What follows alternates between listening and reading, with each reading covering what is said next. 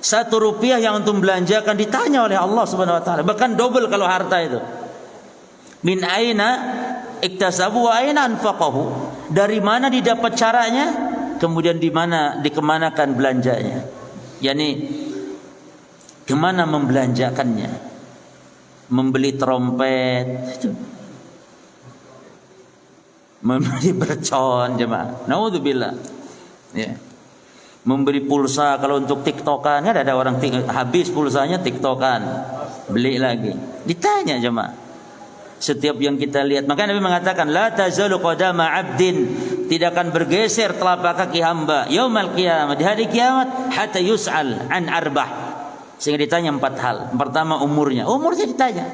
Kalau antum enggak mau ditanya, sudah jangan punya umur. Umur kita akan ditanya, harta ditanya, dan ilmu ditanya. Ya. Lalu umur yang pertama, fima afnah, untuk apa dihabiskan umur? Ya, begadang, jalan-jalan, main-main. Yang kedua, wan ilmihi ma fa'ala bih. Yang kedua, ilmunya, apa yang telah diamalkan dari ilmu. Yang ketiga, harta. Min aina iktasabahu wa fima anfaqahu. Harta double. Dari mana dan kemana dibelanjakan. Makanya harta itu tidak ada harta haram jemaah ya, pada zatnya, tidak ada.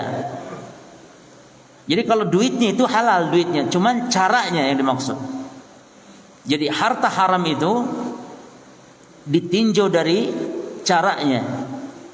Maka harta haram caranya ada 2 jemaah. Ada yang caranya dengan cara ghasab, cara paksa, cara merampas dengan cara zalim. Ini haram bagi dia dan juga haram dihadiahkan kepada orang lain. Tapi kalau harta haram dengan cara-cara yang dia itu saling rela, saling ridha ya, walaupun tetap kedzaliman di situ, seperti riba, harta pelacuran, ya, itu boleh dihadiahkan untuk orang lain, namun bagi dia tidak diperbolehkan untuk memanfaatkan harta tersebut. Maka harta-harta riba itu boleh jemaah diberikan. Niatnya bukan sedekah, karena innallaha thayyibun la yaqbalu illa thayyiba. Allah itu maha thayyib, Allah itu maha baik dan tidak menerima kecuali yang baik-baik saja. Jadi niatnya apa? Niatnya membuang. At-takhallus, niatnya itu membebaskan kita dari yang haram tersebut. Hatta untuk kepentingan kita membayar hal yang haram pun tetap enggak boleh diambil dari harta yang haram. Uang riba, kita mungkin ada orang punya tabungan di bank, rekening, atau punya deposito, hartanya ada ribanya. Lalu ribanya dikemanakan? Untuk membayar pajak misalnya. Tidak boleh. Karena itu tetap dianggap telah memanfaatkan. Karena pajak kewajiban dia walaupun haram. Betul tidak? Pajak kewajiban siapa? Kewajiban dia walaupun haram. Maka yang haram plus haram, yang haram dibayarkan ke haram, tetap tidak boleh. Maka caranya dibuang. Namun buangnya boleh kepada orang yang membutuhkan, membantu, ya. Boleh juga ke fasilitas umum, bahkan boleh untuk pondok-pondok pesantren boleh. Yang tidak boleh itu untuk masjid. Untuk masjid tidak boleh. Tapi kalau untuk membangun pondok, untuk membangun sekolah, untuk fasilitas umum, atau untuk diberikan kepada orang-orang yang membutuhkan, untuk membantu orang yang terlilit riba, itu dibolehkan. Ya. Taib jemaah. Adapun uang curian haram bagi dia ataupun selain dia. Taib harusnya dikemanakan? Dibuang ke laut? La, dikembalikan. Gak ada, dikembalikan. Cuman kalau dikembalikan takut bermasalah besar, ya. Panggil polisi, penjara 27 tahun, anak istri kelaparan nanti jemaah. Akhirnya gimana? Ya boleh disedekahkan atas nama dia ya. Tapi kalau dikhawatirkan timbul mudarat lebih besar. Tapi kalau tidak, kembalikan, minta maaf. Dulu saya pernah mencuri uangmu karena butuh ya.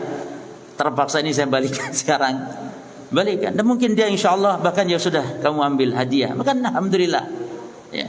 Tapi kalau timbul mudarat, oh nggak bisa ente sini, tak panggil polisi, penjara ente sudah. Tidak keluar-keluar ente dari penjara. Oh bahaya jemaah.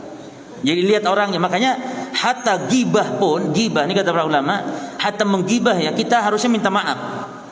Sebelum dia bebaskan, dia akan dituntut di akhirat kelak jamaah gibah.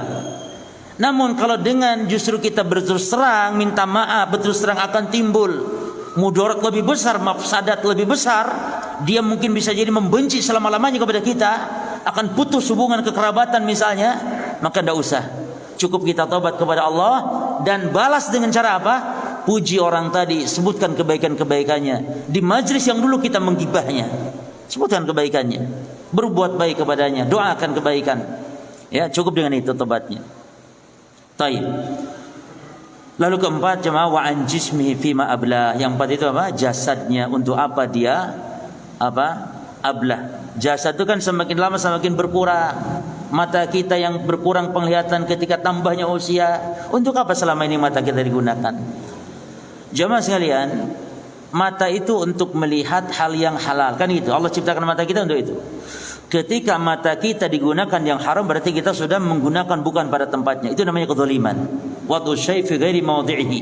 Zalim. Makanya kenapa orang berbuat maksiat itu dianggap zalim kepada dirinya, karena dia telah menempatkan sesuatu yang bukan pada tempatnya. Tangan harusnya untuk hal yang baik, memberi, ini untuk mencuri. Mata, lisan kita untuk berzikir, untuk berdakwah, untuk membaca Al-Quran, malah untuk gibah, namimah, waliyadzubillah, berarti kita zalim. Maka zalim kepada diri sendiri itu seperti itu. Nah,